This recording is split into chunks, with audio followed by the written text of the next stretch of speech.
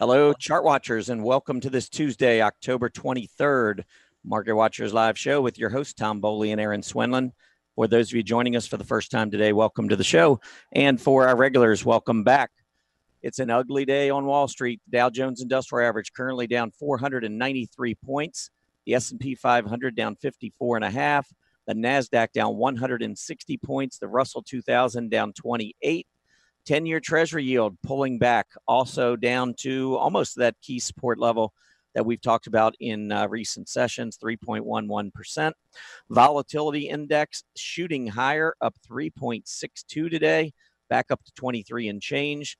The XLE energy getting hit the hardest. It did have a recent breakdown the last couple of days, and the selling is accelerating there. The industrials also broken down in the past couple of days, seeing acceleration to the downside there. Same goes for the materials. The one bright spot, at least on a relative basis, is technology has gone back down. We've got a double bottom in play. We do not yet have a breakdown below the low we saw last week. In earnings news, McDonald's bucking the selling trend today. We got McDonald's actually up more than $8 today. It is clearly the best performing stock on the Dow. I believe there's only two others. I think United Technologies, and there was one other, I think, that reported earnings that was up. Can't think of it at the moment. But to the downside, there's a lot more to the downside. Caterpillar and 3M both leading the Dow to the downside after reporting earnings. You can see Caterpillar here down $10, back down to that 118 level, a level we haven't seen in quite some time on Caterpillar. Erin, the selling is picking up on Wall Street. We talked about it. This is a dangerous time, I think, in the short term with the volatility index picking up. I think we got to be careful here.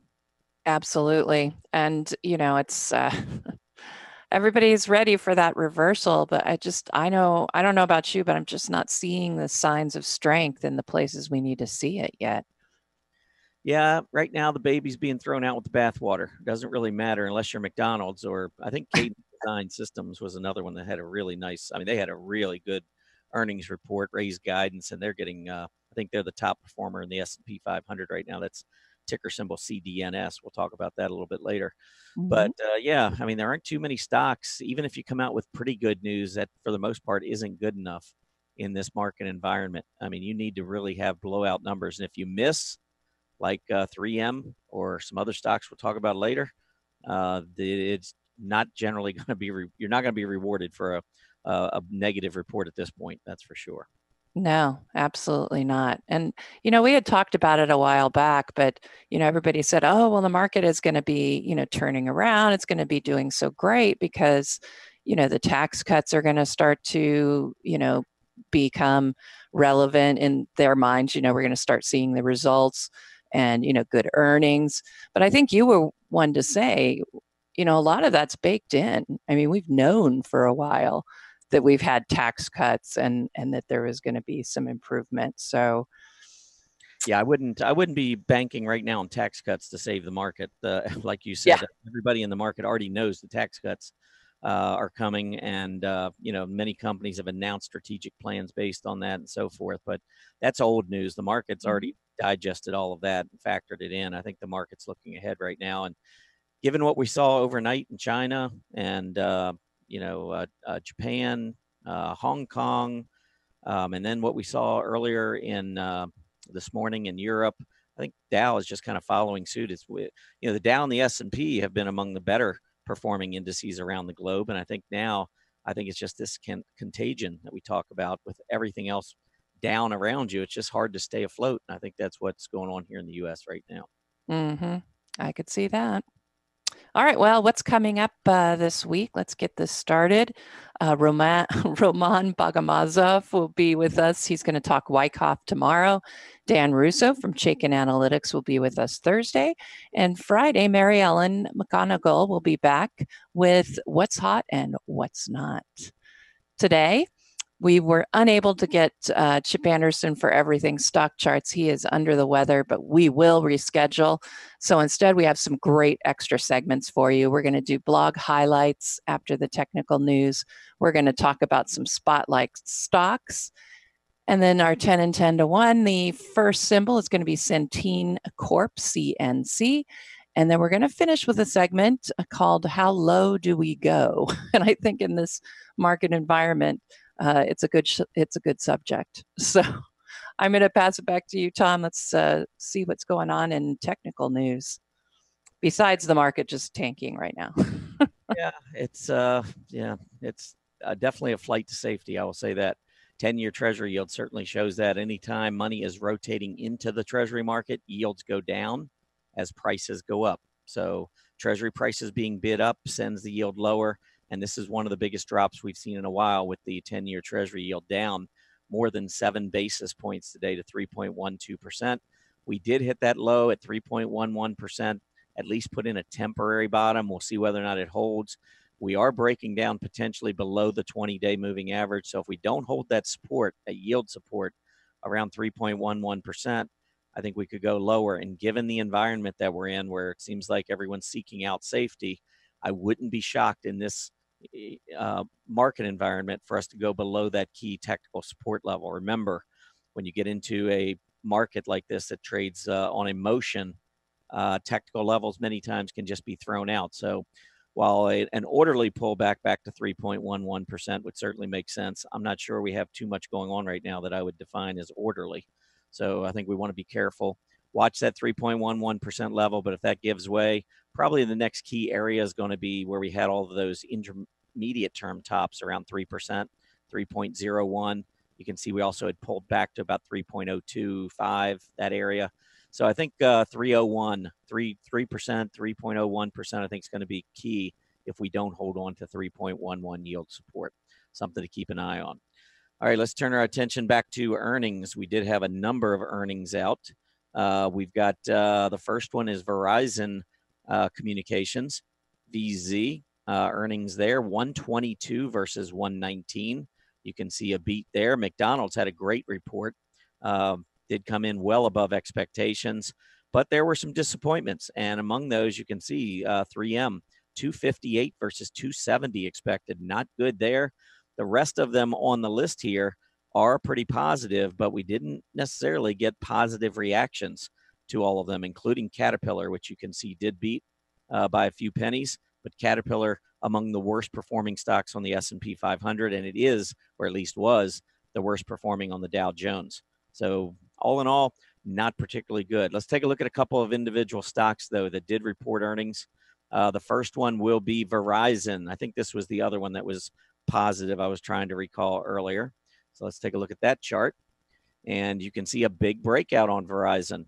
So even though we are in a really difficult market, there is a bull market somewhere just about all the time. And Verizon is in one right now. Nice chart. Beautiful move up, sideways consolidation, big breakout with earnings, volume extremely heavy today. We've already seen nearly 14 million shares trade hands, and anything up in the 20 to 30 million range you can see is very, very strong volume. Seems like we are going to at least be into that range on Verizon today, but very nice chart. You can see earlier back in September, we were trying to make a breakout. We actually had a false breakout here. PPO was a little weak. And we went back down, got to the 50-day moving average. The PPO reset down at the center line. And now I see movement back to the upside. I think Verizon looks really good as an alternative to some of the technology names and some of the consumer discretionary names that are getting beaten up, along with energy. Don't want to slight the energy group. They are definitely getting hit hard to the downside. Of course, materials have been getting hit all year long. So no surprise there. A couple of other stocks, though, that have reported. I did mention McDonald's. Let's pull that chart up. Beautiful breakout here. What I would be cautious about McDonald's is we did open below that prior candle body high in October. And so if we fail and we come back down later today, I know that maybe seems impossible, but we're talking about maybe another $4 to the downside, $4.50. If we were to give that up later today and leave that long tail to the upside in this market environment, I'd be really careful with McDonald's. Otherwise, we do have a nice breakout. Volume is confirming it as well. 3M, not good. This is a company that missed on top and bottom line. Not too many companies did that, but 3M is certainly one of them. $8.15 billion in revenue. Market was expecting $8.41. So about $250 million shy of expectations in revenue.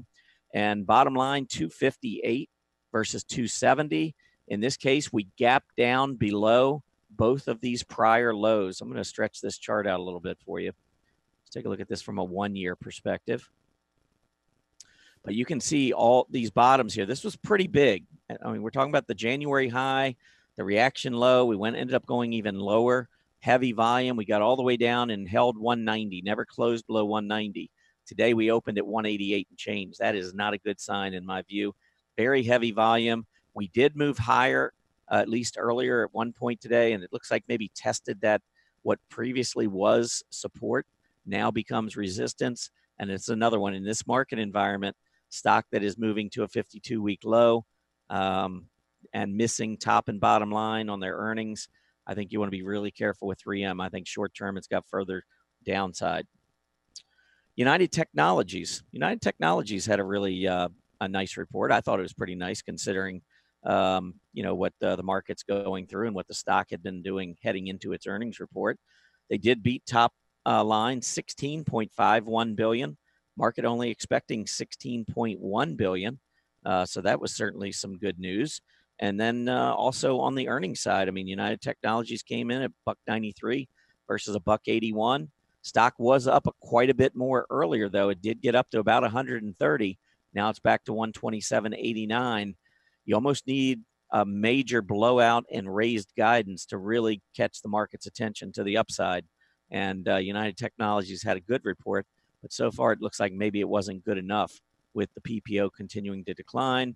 It is bucking the selling trend. It is up a little over 1% today, but it remains in this downtrend. So I think we need to be careful here.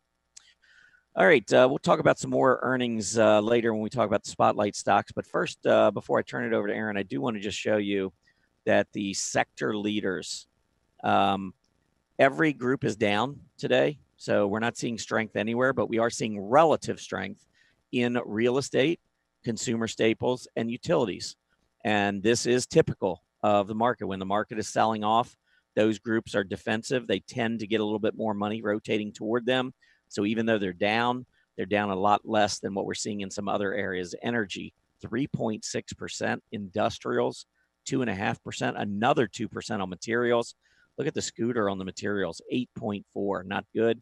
Technology also getting hit to the downside. Healthcare, just not a good day for sure. We do have a number of upgrades, downgrades. So, Erin, what are those stocks and what do they look like? All right, let's take a peek. I was actually annotating a few. I thought definitely some interesting upgrades and downgrades today. So I'm going to just put view all on here so you guys can see what I'm looking at. So 3 upgrades and 4 downgrades. Really, like I said, interesting charts when I was annotating, because a lot of the upgrades look like they should have been downgrades and vice versa. So all right, so we'll start off here with Cadence Design, and I do think you mentioned this one earlier, Tom, up over 11.5% right now.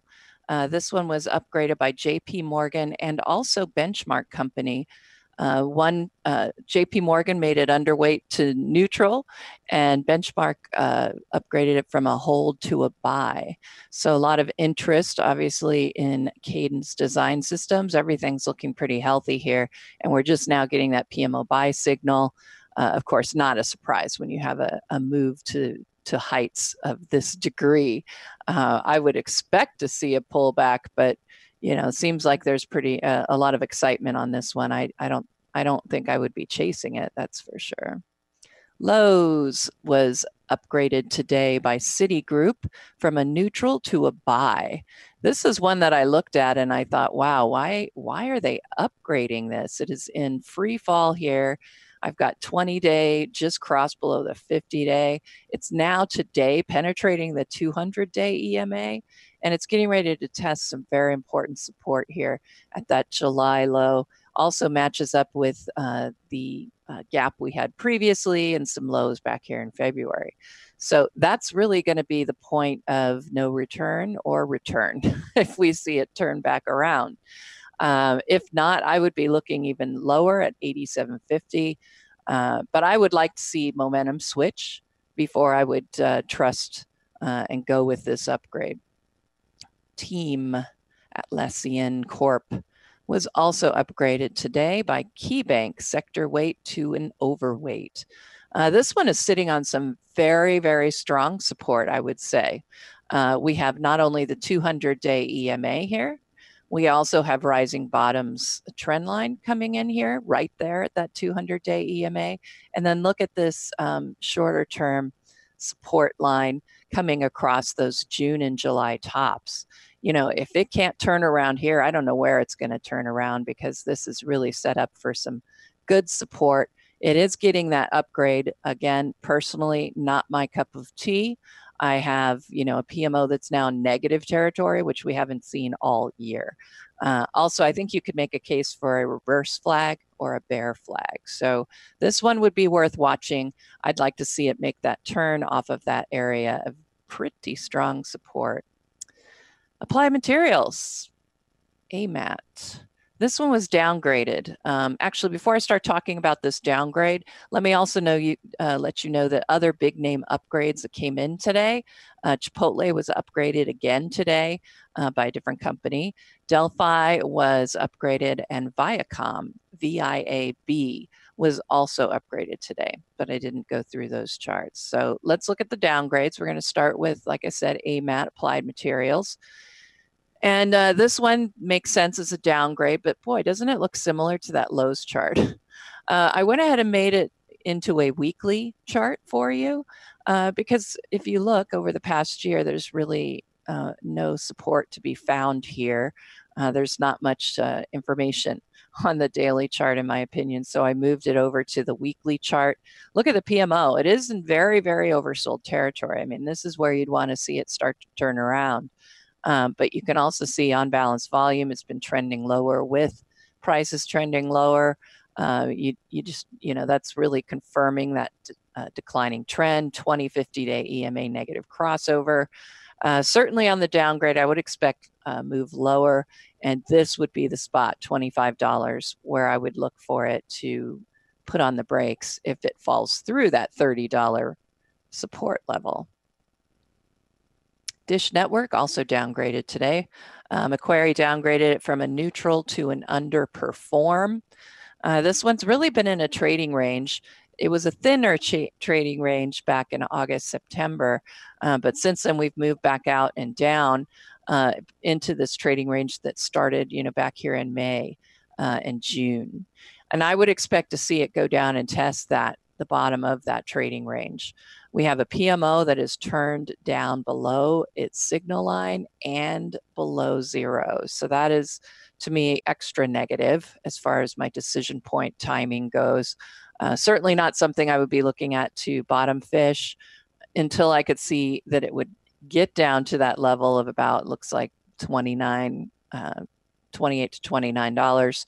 Once you get down to that area and maybe start seeing a reversal, that might be a time to get in, but Dish Network is not looking too good. Network Appliance was also downgraded today by Susquehanna from a positive to a neutral.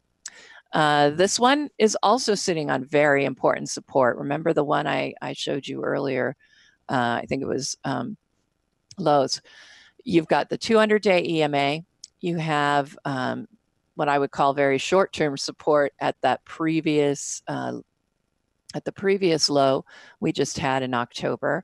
You could even say that it stretches back that support level back to that May top, and then you have rising bottom support as well. So if it can't turn around here, I would start looking for that $65 range. Certainly could fall even further. PMO is suggesting we're going to fall further, even though it is fairly oversold. We have it turned down below its signal line. All right, that's all I have for our upgrades and downgrades. Actually, I had one more downgrade. I'm going to show you that. And we did also get other downgrades on Lam Research. Micron was downgraded, and Seagate Technologies, STX, was also downgraded today. Extended Stay America downgraded, and boy, the investors are on board with that. Down over 5% currently. You can see we're getting ready to test some November, December lows that we had previously, of course, last year. And I would look at this more on a weekly chart. I would look for a drop even down here to that 1550 level. We could see it move even lower than that as it's in extended stay is in pretty much a free fall. All right, now I have completed all of the upgrades and downgrades. So I'll bring you back in, Tom, for we're going to start our next segment. Yeah, we got blog highlights. I know you've got a number of different blogs to highlight, so I'll let you go ahead and.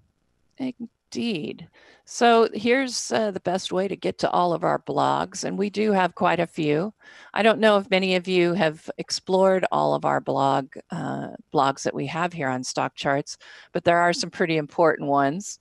One I'm just going to quickly show you, of course, is John Murphy's Market Message. You definitely want to get in there. You do need to be a member to read his market updates, but you certainly don't want to miss these. I mean, he is a tech titan and he gives us such a great picture of the overall market. So I did want to just mention that one first because it is pretty much our premier blog that we always are talking about. All right, so the next ones I want to go through some of the interesting articles that have come out. Also, here's that drop down, all Stock Charts blogs. Look at all of them that we have. And then, yes, we have a few that are members only, but plenty of free reading here. One of the ones I wanted to talk to you about was Dancing with the Trend. Greg Morris just wrote this one today, and it couldn't have been more timely. I know for our Market Watchers Live viewers, they're always asking us, what are the best ways to get, what should I be reading? What should I be studying as I learn more about technical analysis? And Greg Morris has written a couple of books here, quite a few books actually. And he talks a little bit about those, of course. He talks about how you would look at newsletters and how he would even go into the library to find some of this. Of course, nowadays it's a little bit easier. So he has gone in and he also has it in the appendix of his recent book, Investing with the Trend. But here is the get started list as far as he is concerned, what books he recommends. And so I would highly recommend you go check out his latest blog. This is Greg Morris's Dancing with the Trend. And again, look at all of the recommended reading we have here. Excellent ways to get more information on technical analysis. And we'll go back. All right. We did have a few new blogs added to the rolls, and one of them is The Mindful Investor. David Keller has joined our blog staff here at Stock Charts, and he has an excellent blog. He talks a lot about mindful investor, not just in terms of doing the physical analysis, but really getting your whole attitude and mind into a place before you even start looking at information, so that you really can get in there and not be too emotional, and be able to catch all the information. And so he has written some great blogs with a lot of information about behavioral analysis. And so we definitely do welcome him, and I highly recommend you check out his blog. Another new one would be Analyzing India. I'm going to go back to our main page here.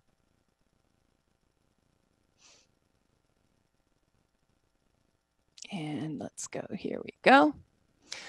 Milan, and I'm not going to try to pronounce his last name. I don't think I'll do it properly, but Vaishnav.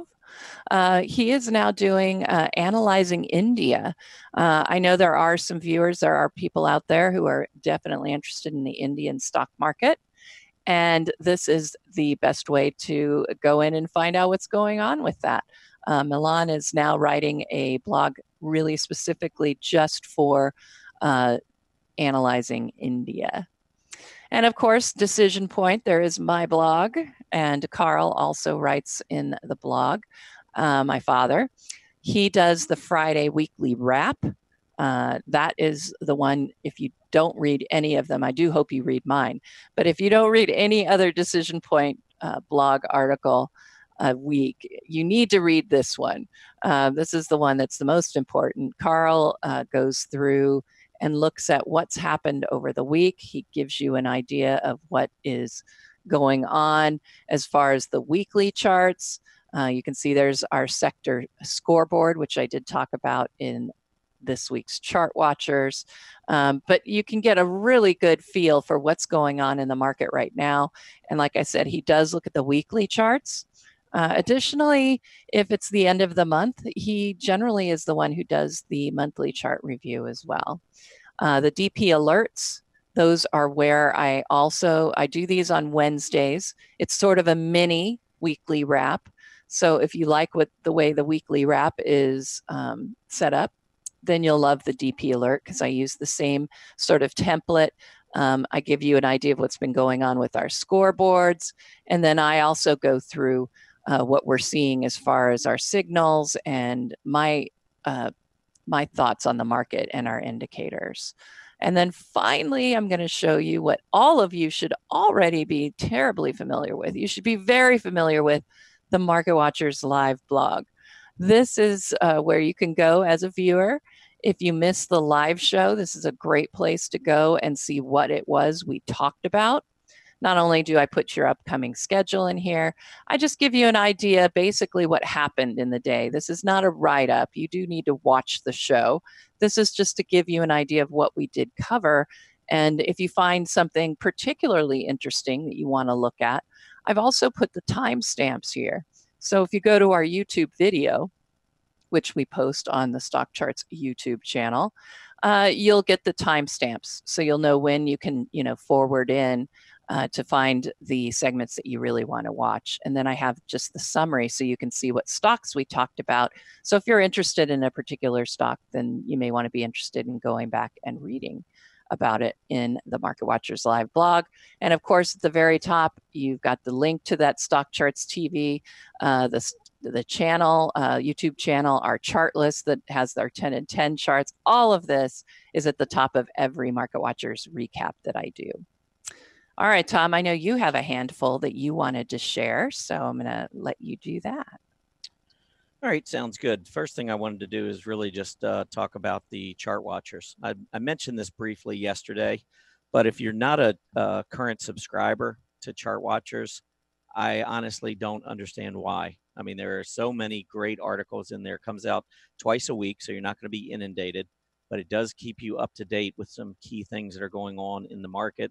And it summarizes a number of us authors and contributors at StockCharts, gives a lot of different perspective all in one place. So I think if you're not currently a member, I think you probably should become a member. It is free, as I mentioned. If you go to the bottom of your member dashboard, you'll see a sign up.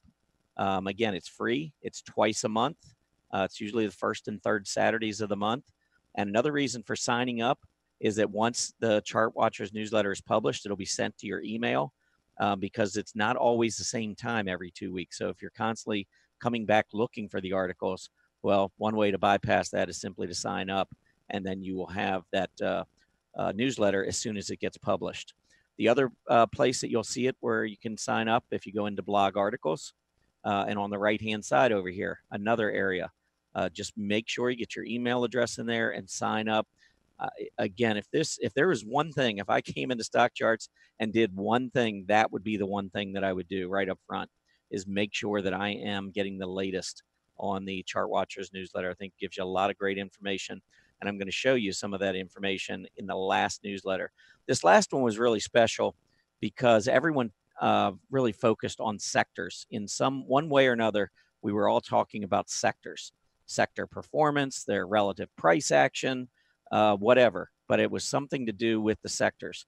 So in my article, I first pointed out about the S&P 500, showing how I believe, just like back in 2014, we had all these tests of the 20-day moving average, the rising 20-week moving average. And then finally we broke down, and when we broke down, we went down and set a very important panicked low. The market began panicking because we hadn't seen anything for 2 years below the 20-week moving average. All of a sudden, not only did we go below the 20, but we were below the 50. And that panic established a major support level back in 2014. Took us almost a year, but we went back, almost tested it in the third quarter of 2015. And in the beginning of 2016, we did test it and went back down, and then started another move to the upside. I mention all this because this January drop, February drop, to me looks very similar to what we had back in 2014. We went back up, set new highs, and I think we're probably going to be in for a little bit of what we saw in 2015 and early 2016, which is probably going to scare everyone to death as we sideways consolidate. I'm not ready to throw the towel in on this bull market just yet, just my opinion. But I do think, whether it's a correction, whether you call this correction or a bear market, it can still get very ugly and painful. And so I think you got to be careful here. But I went on to talk about the sectors and just showed that over long periods of time since this bull market began, there's your S&P. Here's technology relative to the S&P, continuing to move higher. Here's consumer discretionary continuing to push higher. Communication services, yes, they've been weak, but many times they're weak when the market is getting hit hard. And industrials also still in an uptrend. Consumer staples, look at the downtrend that we had seen over the past few months heading into the recent strength.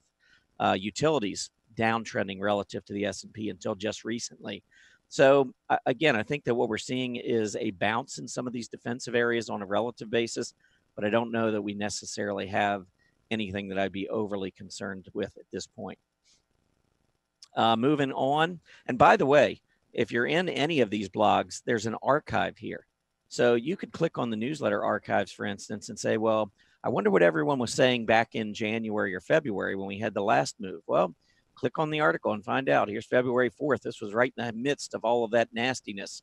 And you're going to see articles in here. Some will be good. Some, some may turn out good. Some may not. But the point is, you can kind of get a feel for the way each of us writes and the information that's shared. And I think you can make some pretty good decisions, the first of which would be to sign up for the newsletter. Let's take a look at a couple of others. Erin posted about the decision point methodology, looking at the sector scoreboard. And you can see that from a long-term trend model perspective, decision point is still rather bullish, but you can see how the intermediate term has certainly turned down.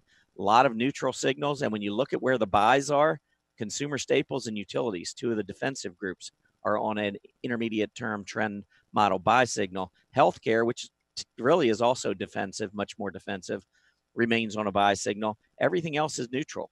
So again, I think that that's telling you that based on price action, you want to be really careful right now. Greg Schnell, this was a really good article Greg wrote talking about oil prices. And, he's up in Canada, follows, many of the resource stocks, energy stocks, metal stocks, all of that very closely. And I thought his conclusion here at the end was just about right on point, especially what we're seeing this week. Staying with the chart above, Greg said, I would suggest the up move in energy is over. So probably shouldn't be too surprised when you see energy leading the market to the downside. That was a pretty timely call, I thought, by Greg. Continuing to move down, you can see Grayson, along with some help from Julius and Arthur.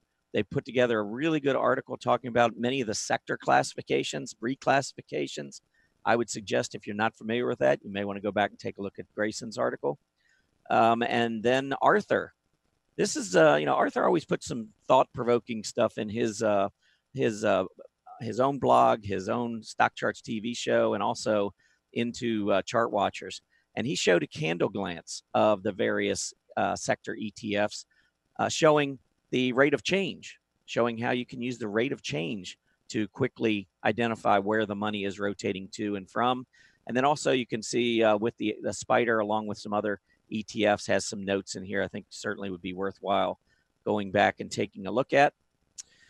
John Murphy, how can I mention ChartWatchers without talking about John's messages? John has been very bearish, turning much more bearish on the market. He's been giving some great reasons, talking about Elliott Wave, talking about sector rotation. And here there were a couple of really good charts about showing the Dow Jones Industrials and the Dow Jones Transportation stocks. Look at how these stocks, this particular chart, how these groups of stocks have been hit so hard.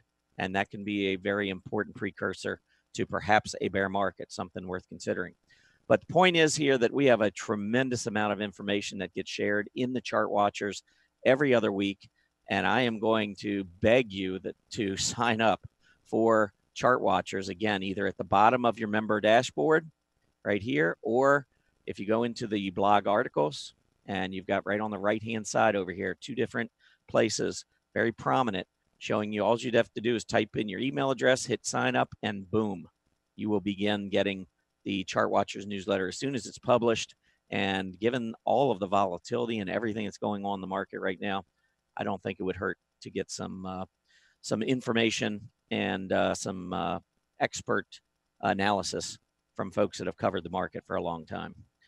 Okay, let's bring up a quick summary. We did talk about a number of different blogs and some of the highlights, especially from the Chart Watchers that we had out over the weekend. And it is now time for Spotlight Stocks.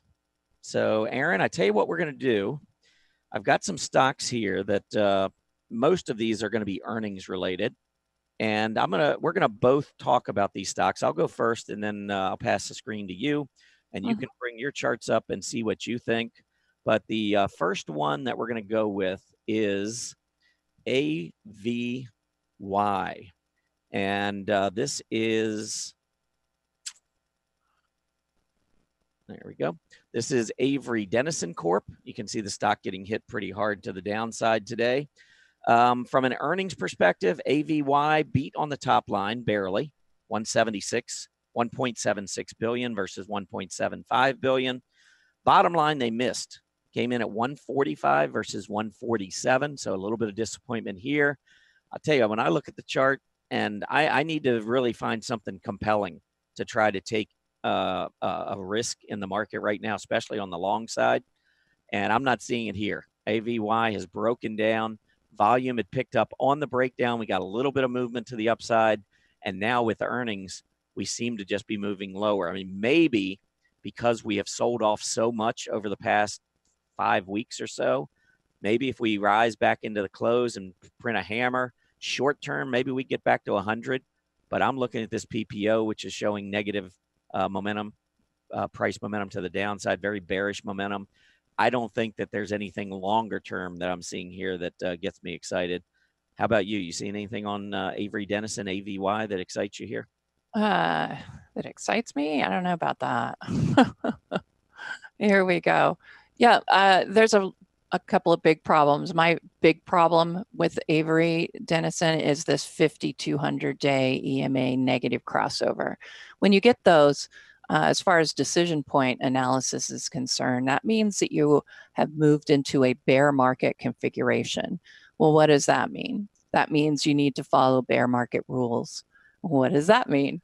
Bear market rules, in basic summary, is that you should not expect bullish outcomes.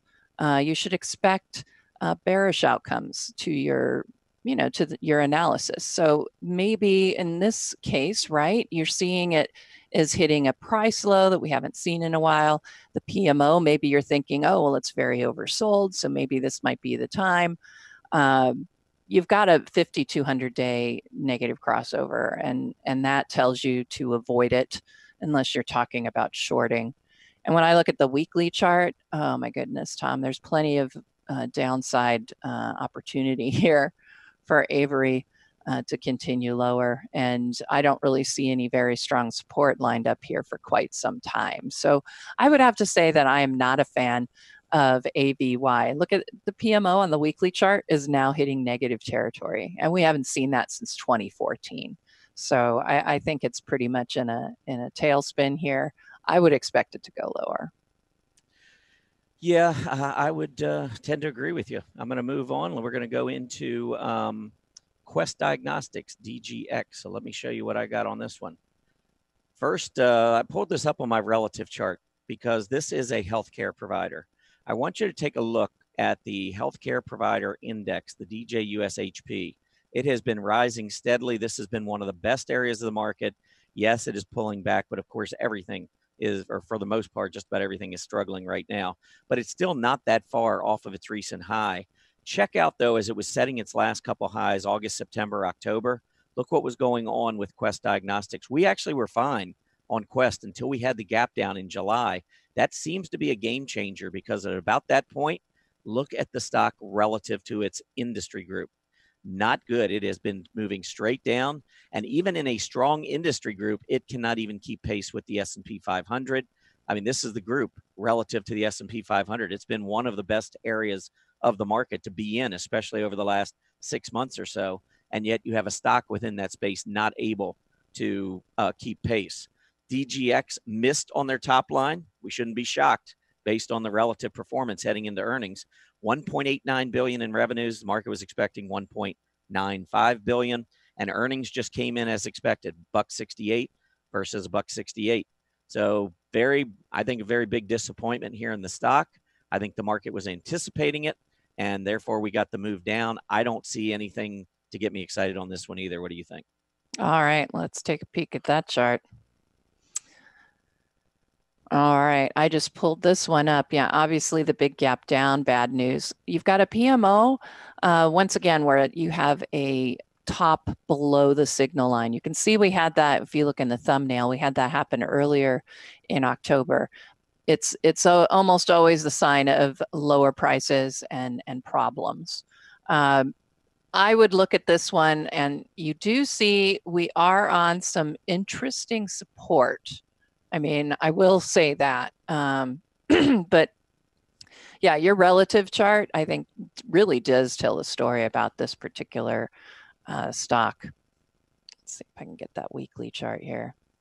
There we are. So I would say that I was talking about this area as possible support, but really when you look at a weekly chart, you really need to be considering this as the next stopping point. Kind of lines up with the lows back here, right around that $87, I think, $88 area. If you're going to get a turnaround here on Quest, that would be the spot. But really, everything is pointing to lower prices right now. And, you know, the weekly chart, not any better with the PMO on a sell signal. I guess the only good thing I could say is that the PMO is still in positive territory, but it sure doesn't look like it will be for long. Okay, let's move on. Got another one for you coming up. I'm going to take a look here at Harley Davidson, one of my favorite ticker symbols, HOG. I love that. But not one of my favorite stocks. As you can see here, the autos, first of all, it's lumped in with the autos group. You can see autos over the past 5 months been trending lower. We go all the way down here at the bottom. You can see autos relative to the S&P 500 have just been horrible. HOG also moving to fresh new lows relative to the S&P 500. If there's one positive, is that it's one of the best stocks in a very weak group. But even that, you can see, has been deteriorating here in the month of October. Big move down heading into earnings. They did beat top and bottom line, although I'm not sure the bottom line is comparable. But top line, I'm showing 1.12 billion versus 1.09 billion. Bottom line, 78 cents versus 54 cents. That was a big beat to have this kind of reaction to the downside. It is oversold. I give this one a little bit of a chance, especially coming off of those lows, assuming we don't start selling again this afternoon. Maybe we've put in a little bit of a temporary bottom, but I think if we get back to 39 or 40, somewhere in this range where we previously had support, that now marks resistance. I give it maybe a 30 to 40% chance of jumping back up to 39.40, but I don't know that the risk is worth taking that chance to get a short-term pop. Longer term, I'm not seeing it here. What about you? All right. I think we're on a trend here. I think the market is putting us on this trend, unfortunately. I think you're right. Okay, so here's HOG on my chart. It has been in a bear market configuration since February. So this one has not really been performing well for quite some time. And you can see that the best it's really been able to do is that $46 level. And, you know, we haven't been able to get back up here to close this gap. You can see that initial gap. And I don't think we're going to see it for quite some time. Notice the breakdown below that May support level. We don't know where the next support level is unless we go to the weekly chart. And you can see we are getting very close to some important lows. And this would be the spot, $33. That's where I might start watching it. and seeing if it can hold that. You can see back here, it kind of lines up with that July low there, that third quarter low. I think there's some possibility, but I mean, look at this. This is just now. If it closes around the same place it is now, then we will get a PMO sell signal on the weekly chart. So add to that bear market configuration on the daily chart. We had that sell signal by the intermediate term trend model because you got that negative crossover below the 200-day EMA. And so that's an especially bearish signal that you're getting in the intermediate term. There's just nothing here to look for to the upside. I don't see it. Certainly not anything I would be bottom fishing. None of these really seem to be good bottom fishing opportunities either. I mean, just not good setups here. All right. Well, let's see if we can find one. Yes. Keep going. Let's try Corning. Corning came out and reported their results. They beat on the top line, $3.01 billion versus $2.99. They beat on the bottom line, 51 cents versus 48 cents. And they raised their fiscal year 18 revenue outlook. And the stock gapped down. Didn't seem to matter at the open. But this is a pretty big reversal. The stock traded down as low as 28.17 earlier. Now it's back to 30.48. And off of this downtrend, that hollow red candle is a pretty good signal that we're not done moving to the upside. It's in a group that, as of the beginning of October, was actually setting new highs. GLW relative to the group was trying to outperform for a while, and the group itself was breaking out. Relative to the S&P, just a couple of weeks ago, we were at a relative high versus the S&P 500 prior to this major pullback that we've seen. And then you've got the group relative to the S&P not far from its 2018 high. So of all the ones we've talked about so far, I actually give Corning the best chance to maybe begin to recover. I would maybe look for a move back up to around 32 or so, maybe that 20-day moving average, and we'll see what Corning's made of. Can you see anything positive on your charts for Corning? Well, I guess we've been giving those other ones an F. I will give Corning a C minus. I think that there's still some big problems here. I agree. I think that reversal is good to see, but today's trading is so far all the way trading beneath that 200-day EMA. Look at, I just got a 50-day EMA negative crossover. That's a neutral signal, unlike we saw in the last chart. It's not a sell. This is a neutral. And the PMO is in oversold territory. I just think we still have some more downside to go. If we can get down to that $26 level, that's where I'd start looking for the reversal. As a momentum trader, there's still too much downside momentum for my taste, but we are starting to get in that area where we could see the reversal coming in. But I see this level here at $29 that got taken out today. That makes me concerned, even though we're getting that reversal. I don't think this is where it's going to make that big reverse move. I think it's going to have to go down closer to 26. And when you look at the weekly chart, I think it really tells that story as well. Look at how strong that area of support really is lined up to be, in my opinion. This is a problem. Again, as a momentum trader, this is a problem.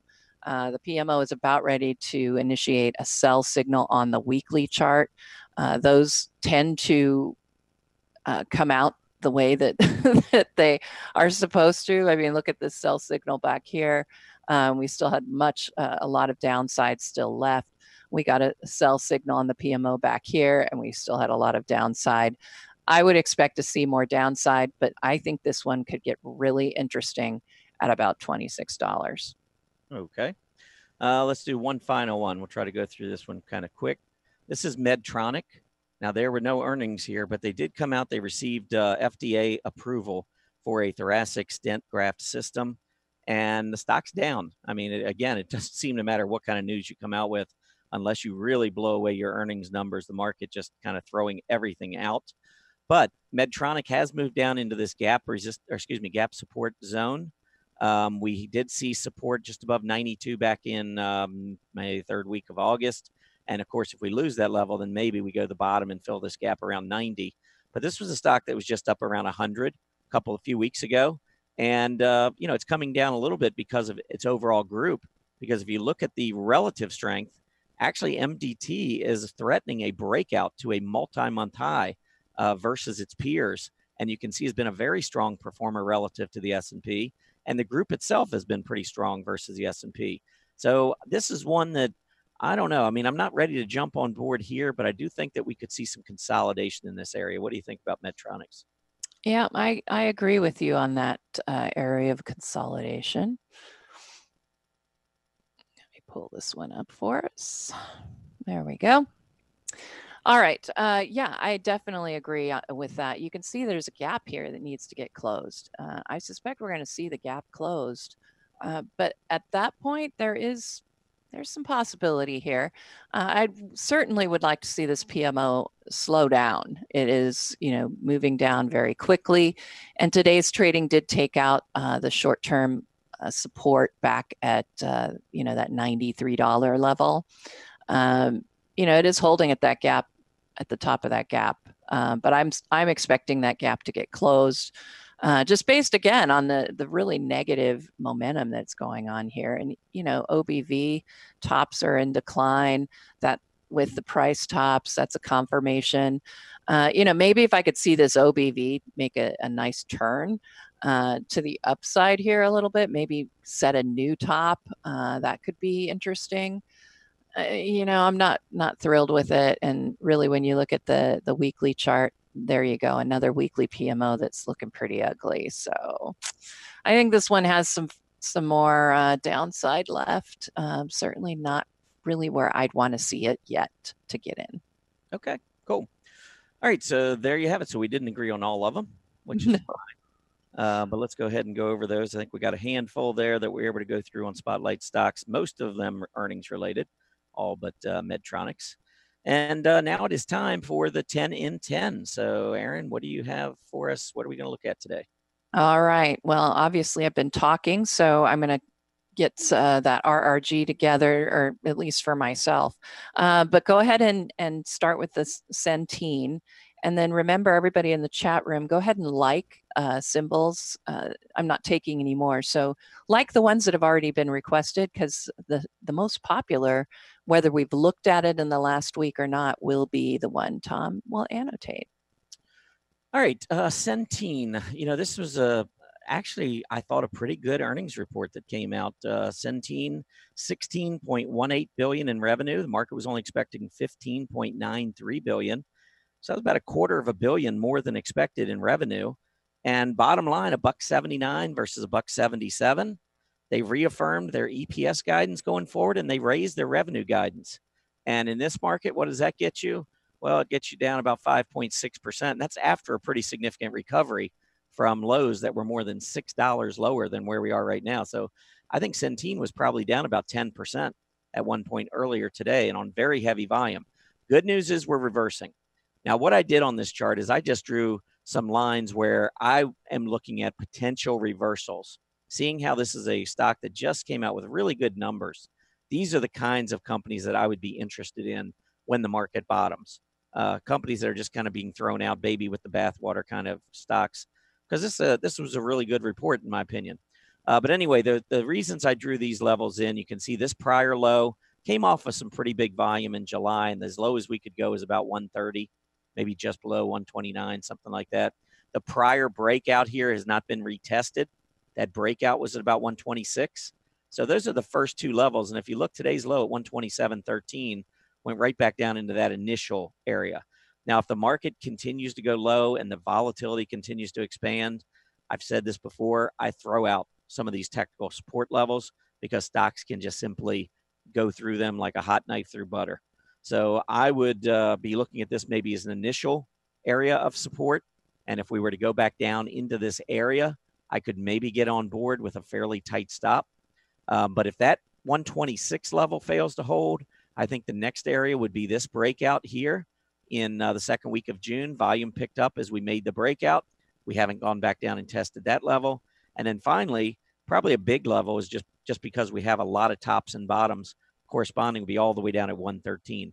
I think for this stock to get to 113 after the earnings report it just had, I think the market would have to probably go back down at least to test that February low and just create a lot of panic in the market. Because I don't think, based on the numbers, CNC should be going back down anywhere near this area. And I think that candle today kind of demonstrates that there is still a lot of interest in Centene. So I'm going to be pretty bearish most stocks. This is one I actually think is holding up pretty well and should, considering the kind of earnings report it just came out with. All right.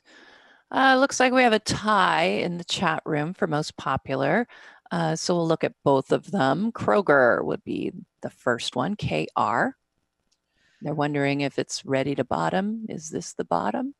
Well, one thing that I watch, especially when you're in a market like this, I don't like buying anything that's under, unless there's something really compelling. I don't like buying anything that's under its 20-day moving average, because the market has been trending below its 20-day moving average. And you can see multiple tests here where Kroger has come up and has tried to get through that 20-day, and so far has been unable. So I think that I would be looking, maybe a compelling area would be the bottom of gap support. If we get down there, you could keep a very tight stop. Probably in this area right in here, I would say 25.5 to 26, 26.10, something like that. I think this is going to be a key area. It's held plenty of times as resistance. It also, we saw a little congestion here, and then we saw the gap up from this level. So if we keep failing at the 20 and we move back down into this support area, this would be a level I'd consider. Or if the volume picks up and we are able to get through that 20-day, Kroger is in an area of the market where I would be comfortable buying, because it is more in the staple side. And as a result, I think I'd keep my stop fairly tight. And I don't feel as like I'm going to get into that panic sell-off with a stock like this, like I would technology, consumer discretionary, energy, financials, industrials, and so forth. All right. And the other popular one, and they want to look at this as an investment vehicle, and that is VXX. VXX. Oh, man, the short-term futures of the VIX. Yes. Oh, my gosh. I would never trade this. I mean, if I'm trying to manage risk, I mean, just look at how fast this thing moves back and forth. I mean, back in May, we saw this jump from what is this level here? It looks like about 34. The next day or two was 39. Well, actually, next day it was 39. And 4 days later, it was back down to 34. You got to have a strong stomach. And keep in mind, I mean, if we take a long-term look at the VXX, this is not something that trends higher over time. So if you're talking about going long, the VXX, I think you got a problem here. Now, there probably were price adjustments along the way, which is why this is coming down like this. But the bottom line is, what happens with the VIX or the VXX, you get pops and then you get drops, and then you get pops and then you get drops. You don't really have trend. So these work really well as a hedge when the market starts to get really weak. If I had a portfolio of stocks and I didn't want to sell them, then maybe I could use this as a hedge in the very, very near term. But that is probably all I would use it for. I'm trying to see if we can maybe get a something that maybe shows this a little bit better. I mean, you can see back in February, see what happens when the January, February sell-off occurred. And then late March, when we had another sell-off in the market, the VXX took off. Late June, but it continues to work its way lower. So your timing has to be impeccable on this. I just think it's way too risky. If we put a bottom in the market and we start rising again, which is very possible at some point, what if you're sitting in the VXX and U.S. announces a trade deal with China? I mean, this thing could be down $10 in a day, 10 points, maybe 15. I would be really careful. I don't like trading this. I wouldn't even begin to even know how to annotate it, to be honest. So because it just goes, it spikes and comes back down. It spikes and comes back down. It spikes and comes back down. There's no real trend. I guess if since I have to put something in here, let's just show the recent highs here coming across. I'm going to say, 38 to 40 on the VXX is where we have seen some pretty critical turns on it. But I would not be trading, personally, I would not be trading this because of the extreme risk. Yeah, I'm with you there. I stay way away from those types of investment vehicles. I do not have the appetite for risk to do that. All right, we had one utilities sector request, multi-utility company, Scana Corp, SCG.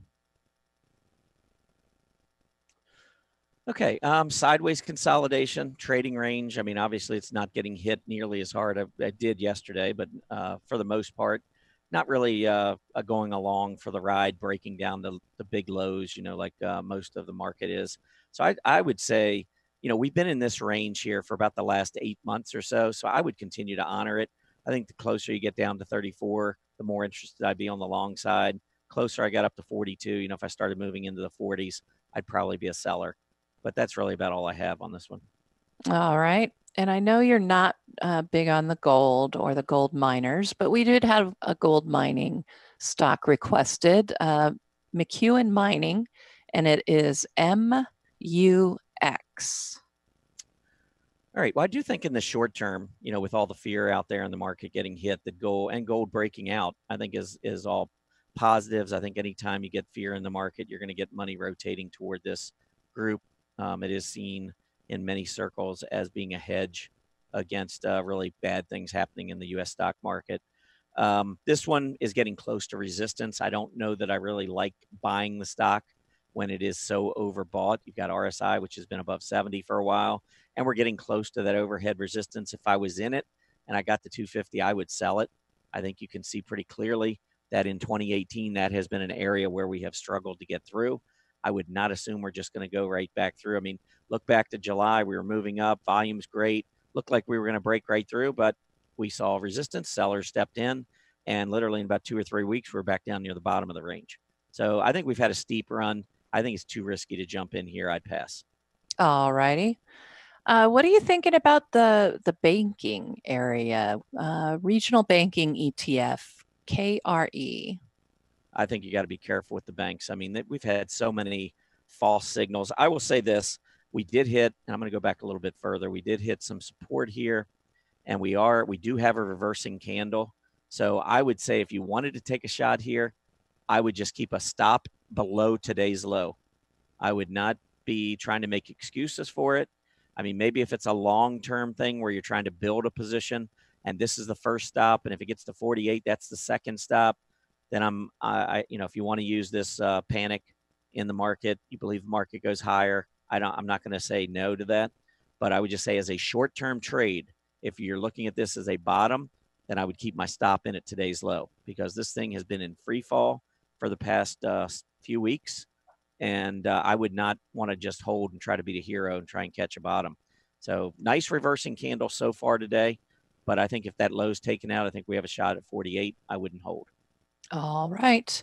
Let's see. Let's look at SGMO, Biotech, Sangamo. Yep. Yeah, I'll go ahead and leave this 2-year chart on. I mean, it's been weak. Of course, biotechs have been weak. The market's been weak. But as far as support levels go, I would say that that's a pretty big one. Here was a top. We pulled back. We went through. When we went through it here, you can see the volume picking up. Notice when we pulled back, we got back down to this level in early November of 2017, and then we took off from there. We have slowly worked our way all the way back down. I would maybe even add in another support level where these recent lows have held in 2018. We're right there. It's one that it's hard to get aggressive into an individual biotech stock in a market that is shunning risk right now. It could break down. You could lose a lot quickly. If you're very aggressive, this is an area where you could build a position for a possible reversal. And if the market rights itself, this is a stock that could easily get back up into the mid to upper teens, which is where it was just a month or two ago. But you're going to need to have a much better market to get there. So I would probably err on the side of caution and stay away from it. All right. Let's see, an industrial for you. How about Deere and Company, DE? Yeah, Caterpillar just came out with their earnings news, not good. I would expect that we're probably going to see something similar with Deere. So I don't know that I would be jumping into this space right now. The industrials are getting hit pretty hard. I think the deer has major support coming up a little bit lower than where it is now. Today's candle looks pretty good so far. Of course, the day's not over. We know what can happen in 3 hours in the stock market when you've got a volatility index that's elevated. So you want to be careful. But I think the key bottoms are probably those lows that we saw in April and again in August. And to me, that's down closer to 132, 133. I don't think I'd be a buyer here at 140. Okay. Let's see. How about ProShares short mid-cap 400? So a short for the S&P 400, MYY. Okay. Well, first of all, this is going to go opposite whatever you have, whatever the mid-cap 400 does. And I think, isn't that mid or dollar mid? Yeah, dollar mid. Yes. Yeah, so basically what you're doing is you're shorting this. Now, keep in mind, we have already dropped from 2050 down to 1841 in a month. I don't think it's a good idea necessarily to chase performance. Somebody who maybe was looking at the trend line here, saw the break and the 50-day, and you wanted to go short there and you're holding, I'd probably continue. Well, let's be honest, I would never hold this long. I'd have been out a long time ago. But you've got one that's working to the downside. I could certainly use maybe that falling 20-day moving average as a stop area. If I annotate, and I would, by the way, I would be getting into the ETF based on what happens on the underlying index. That's what I do with any of the inverse ETFs or juiced ETFs, leveraged ETFs, and so forth. I think whatever they follow, you really should be basing your decisions on that underlying index. So here, to me, if we got back up to 1920, that would be a major resistance level. I would consider, if you're bearish, I would consider shorting on that. And I know we're down at 1840. That's 80 points. What's that, 4.5%? The market could bounce. There could be any kind of news that could come out. Market gets oversold. We get a 4% bounce. I think your reward to risk would be easily managed or easier managed after a bounce like that. So for now, and I'm going to go ahead and use the annotation on this chart, but I would personally avoid chasing a move, that's already been happening for the last month or so. All right. Let's see, the last one from consumer discretionary. How about Kohl's, KSS? Yeah, it's just in a bad space, but it's been holding up pretty well. I'm going to just say, like I do many of these stocks, when you're in a downtrend in the market, you got to get back through the moving averages. I mean, in order to really right the ship, you got to get back through that 20-day moving average. That is the first step. And as you can see, we continue to fail at the 20-day moving average. Now, if you're looking for support to possibly enter, then I think you're probably looking at this level right here down around 67.5. Multiple tops coming in there. We break out in early June, pretty good volume. And when we go back down, so far, we're holding 67.5. That would be the best reward to risk entry, in my opinion. But given the market conditions and the high VIX, if it didn't hold, I would be out very quickly. I would not try to be a hero and throw all of my money into a market that's got a VIX in the 20s. And, impulsive selling is kind of the name of the game right now. So I'd probably hold off either for a breakout above the 20-day with some volume coming in, or I'd wait for that 67.5 level. All right. And that concludes the 10 and 10. You will find all of these charts up in the MarketWatchers live chart list. And as you saw in the blog highlights, just go to the MarketWatchers live blog, and the link to that chart list is at the top of every recap, as well as the top of our main blog page. All right, time for our final market update. Let's see what has been going on. And I did take a peek, looking pretty interesting, actually, I would say. I'll just refresh to make sure it's still as interesting as I thought. Here we go. All right, well, so you can see that really in all of the major indexes. I'm not seeing your chart. You got the wrong screen up. Oh, darn it. I probably have definitely the wrong screen up right now. That's better. Dang it. Okay, let's try this again. All right, so you can see that all of the major markets have begun to rebound right now. We've hit the lows for the day. And look at the NASDAQ really making a nice move back up.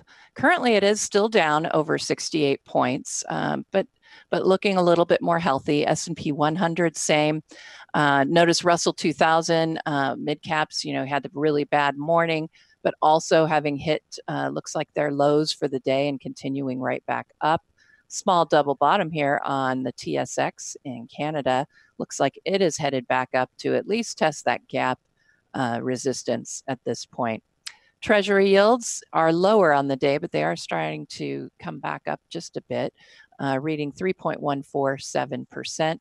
UUP is down on the day by about 5 cents, 25.51. And then notice with gold, a huge gap up on GLD, but we have been pulling back ever since. But we are still up quite a bit, up 75 cents. Currently, GLD is reading 116.46. TLT, big gap up, decline back down. It looks like we might test some support here at that high we had yesterday. But, bonds made that big move and now are coming back down, likely because of what we're seeing here on Treasury yields. USO, big gap down. Oil certainly struggling today, down over 4.5% for USO.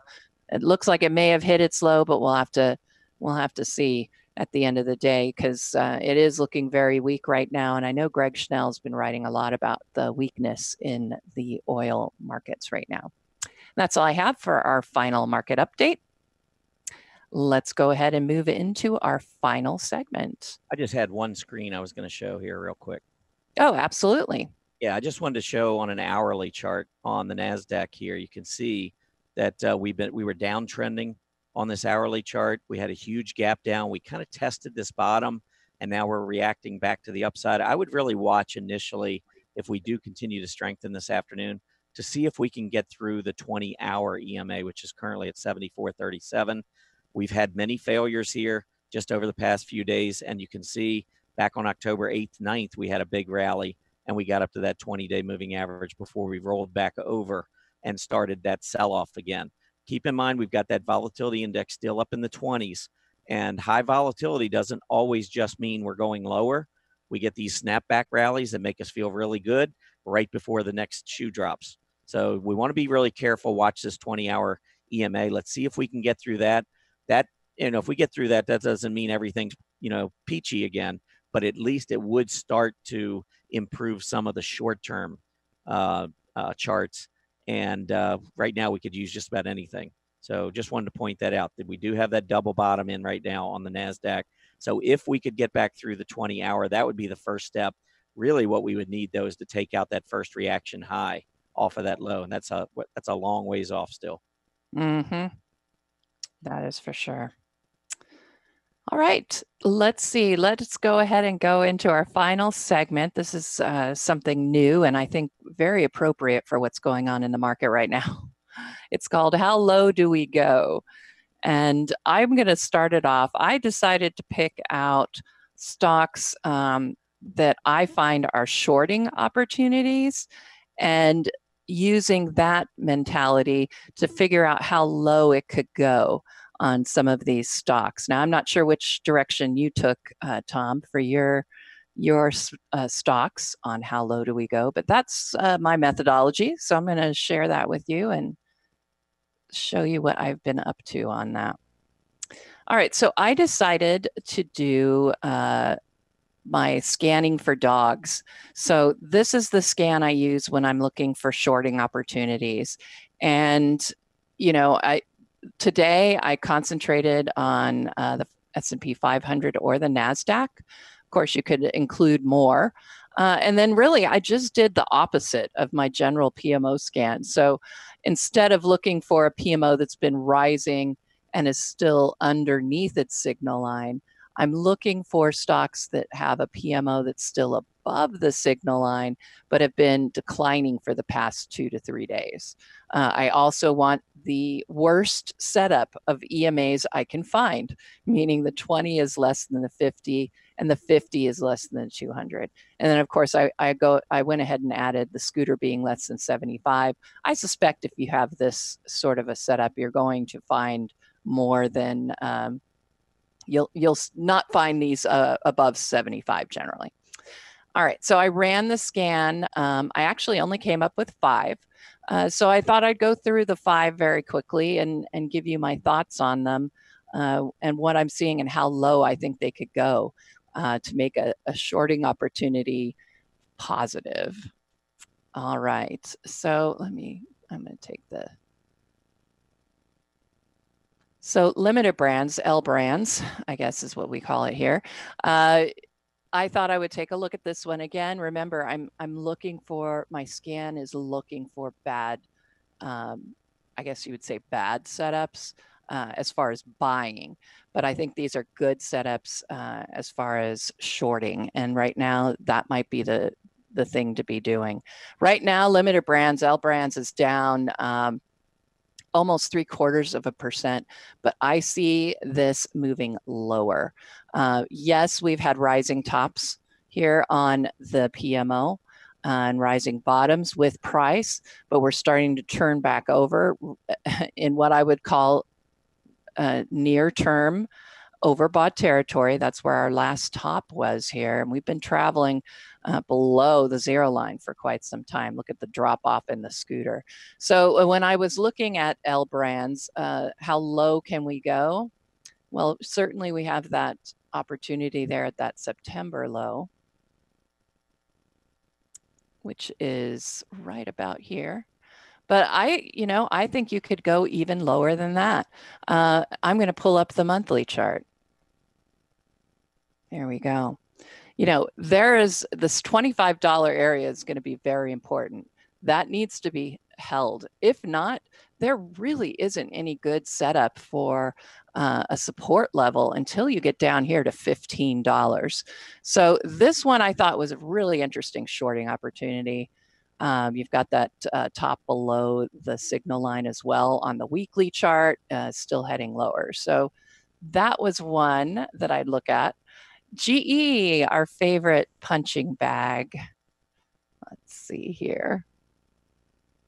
And this one, I looked at it and I thought, the PMO is trying to improve. It's above the 0 line. It's trying very hard to improve. You're probably wondering, well, how did this come up on my scan? Well, when I ran the scan this morning, the PMO was still in decline. So that's why it came up. $12, certainly the area that it needs to hold. Looks like it may have found that as support and heading back up, but I still think that this has the opportunity to move lower. And where I would look, of course, is that September low, but I'm going to go back here to the weekly chart and let's look how further we could maybe go. I still think we could come down and test that previous low that we had back in the 3rd quarter. I guess that would be the one that you can see on there. And let's go to the monthly chart and look at how ugly this is. There we go. $10 now is, I think, the place to be as far as a possible reversal. I still think GE could move lower. But as we're seeing on this chart, there certainly is the possibility it's trying to turn itself around. The PMO is starting to decelerate, and it is an oversold territory on the monthly chart in the very long term. But I still don't see an investment opportunity to the upside because I still think that there's more downside and it could go lower. EQT Corp was one that came up, and it is down over 4% today. This was one that I had to go to a weekly chart in order to find how low can it go.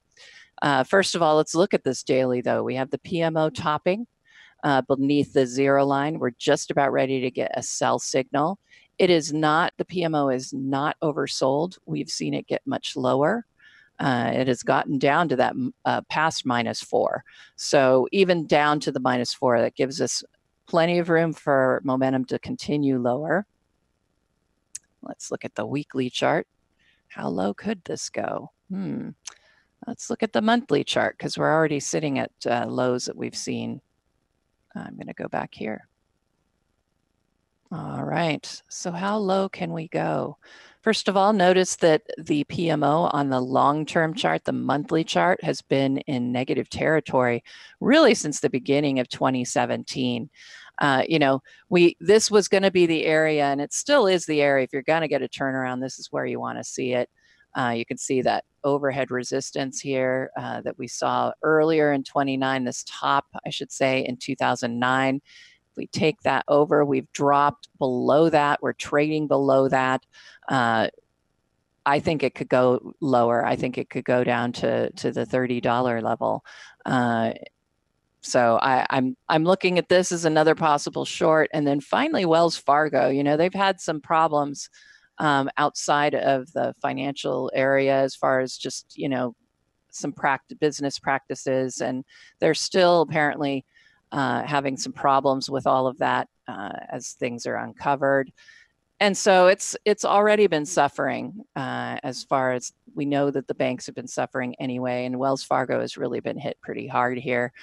We have the PMO getting ready to have a sell signal below the zero line. We had previously seen a top below the zero line on the PMO, and it is not oversold, the PMO. It could still go lower. Look at the deterioration on the scooter. So how low could it go? Well, certainly below $50 to these lows back here in April. I'll take the weekly, and then I'm going to pass it back to you, Tom. But I see 47.50.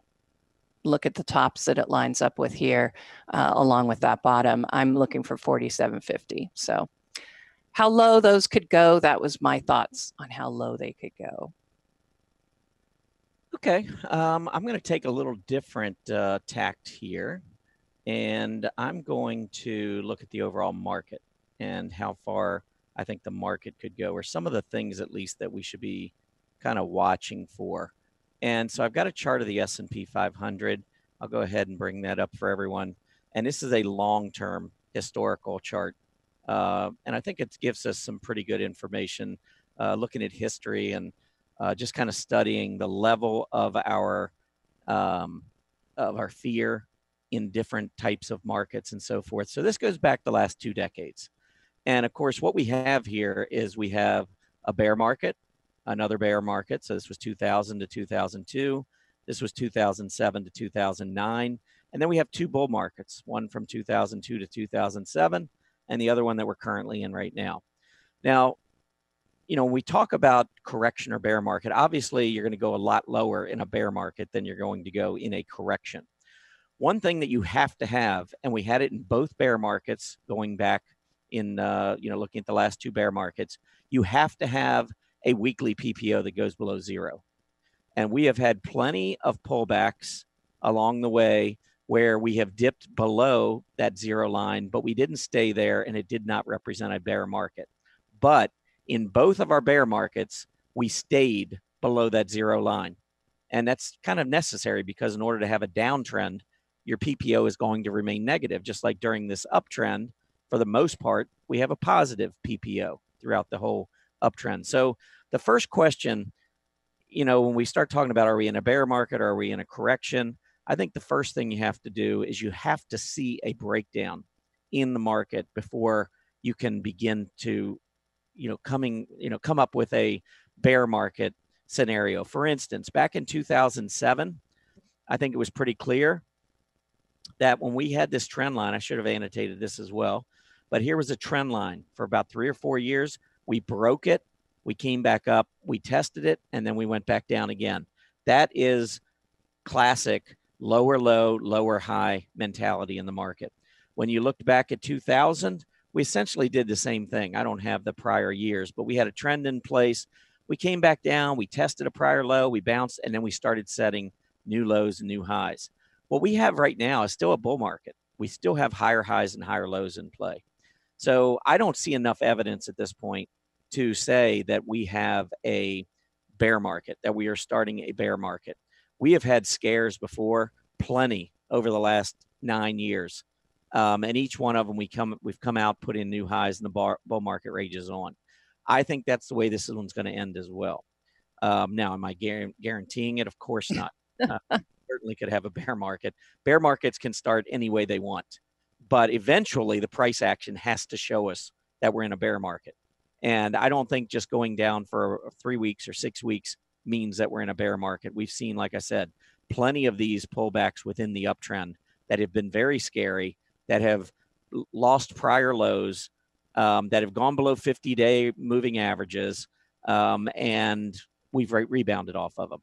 So I think the thing that I would be watching here is, number one, we are in a really nice up channel and have been for the last 9 or 10 years, with multiple support levels along the way, multiple tests of this trend line.